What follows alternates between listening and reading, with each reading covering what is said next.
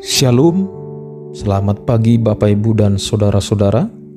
Kita bertemu kembali dalam program Renungan Harian 4M Sinode GKO, Selasa 19 September 2023. Sebelum kita mendengar dan merenungkan firman Tuhan, saya mengajak kita untuk berdoa terlebih dahulu. Mari kita berdoa. Allah Bapa kami yang di surga, terpujilah Engkau sebab Engkau baik. Kami mengalami kebaikan-Mu sepanjang malam sampai saat ini. Ya Allah, kami rindu mendengarkan firman-Mu. Berbicaralah kepada kami masing-masing. Kiranya damai sejahtera-Mu yang melampaui akal memelihara hati dan pikiran kami, agar kami dapat mendengar, memahami, menerima dan melakukan firman-Mu. Demi nama Yesus Kristus kami memohon kepadamu. Amin.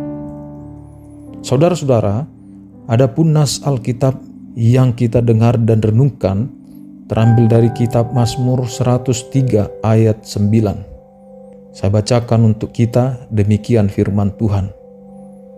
Tidak selalu ia menuntut dan tidak untuk selama-lamanya ia mendendam. Adapun judul renungan kita pagi ini adalah Tuhan tidak selalu menuntut. Untuk memandu kita mendalami nas firman Tuhan ini, ada beberapa pertanyaan dari nas ini yang akan kita dalami, yaitu 1. Apa sifat Allah yang diberitahukan pemazmur dalam ayat 9 ini?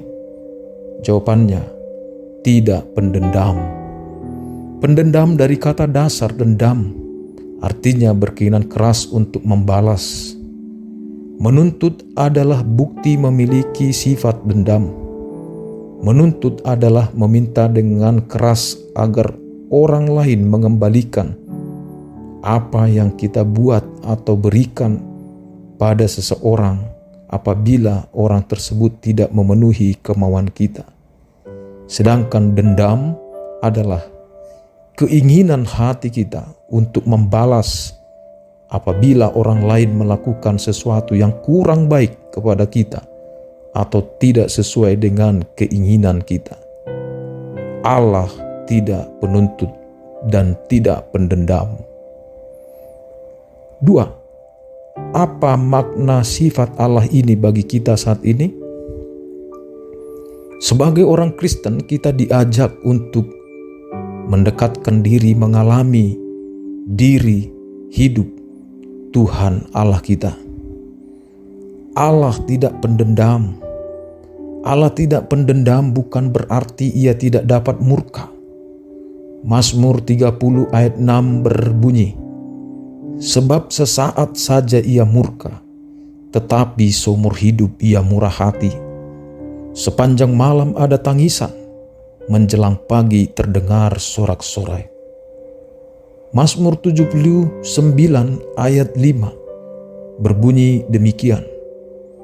Berapa lama lagi ya Tuhan, Engkau murka terus-menerus dan cemburumu berkobar-kobar seperti api? Dua nas di atas, bahkan lebih banyak dari situ, memberitahu kepada kita bahwa Allah dapat murka, sebab Allah kudus dan tidak kompromi dengan dosa. Ia murka pada siapapun yang terus-menerus melakukan dosa, kejahatan. Apabila kejahatan manusia memuncak, maka ia murka saat itu. Tetapi setelah itu, dia tidak dendam. Tuhan kita tidak sekedar mengampuni dosa, kesalahan, dan pelanggaran kita, namun ia tidak menyimpan perasaan dendam. Dari sifat Allah ini, kita anak-anaknya harus belajar meniru sifat Allah yang tidak pendendam. Kita anak-anak Tuhan, kadang kita mengampuni kesalahan orang secara mulut. Kita mengampuni atau memaafkan, namun kita masih menyimpan perasaan mendendam.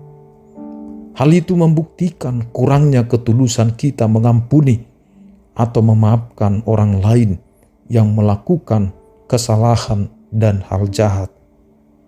Saudara-saudara, ingat bahwa perasaan dendam dapat merusak relasi kita dengan Tuhan dan sesama. Ingat, perasaan dendam dapat merugikan kesehatan rohani, jiwa, dan jasmani kita.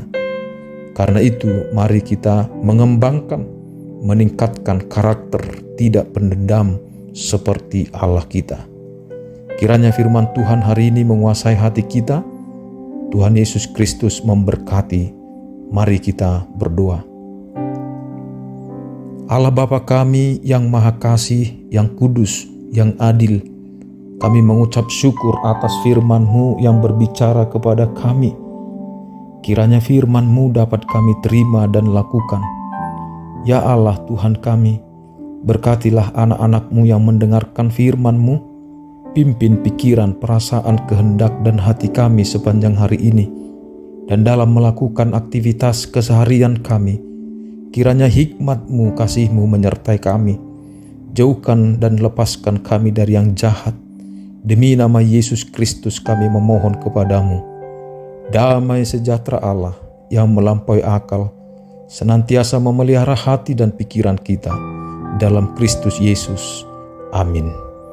Berbahagialah kita yang mendengarkan, melakukan, dan membagikan firman Tuhan ini kepada orang lain. Tuhan Yesus dipermuliakan dan memberkati. Shalom.